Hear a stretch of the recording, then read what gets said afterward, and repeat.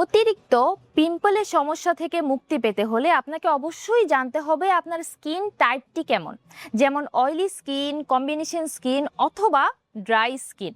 সেই অনুযায়ী আপনাকে ট্রিটমেন্ট গ্রহণ করতে হবে।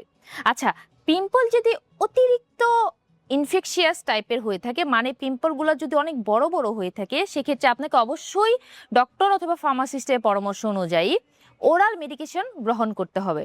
এছাড়াও আপনি একটি ভালো ফেস ওয়াশ ব্যবহার করতে পারেন, যেমন স্যালিসাইলিক অ্যাসিড যুক্ত অথবা বেনজাইল পারক্সাইড যুক্ত।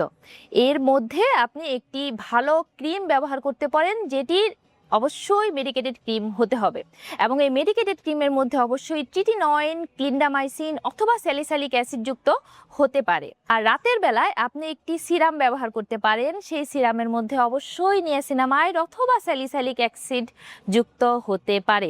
তবে কোনো মেডিসিন অথবা ক্রিম ব্যবহার করার আগে আপনার স্কিন টাইপ অনুযায়ী আপনার ডক্টর অথবা ফার্মাসিস্টের পরামর্শ নিতে হবে, ঠিক আছে?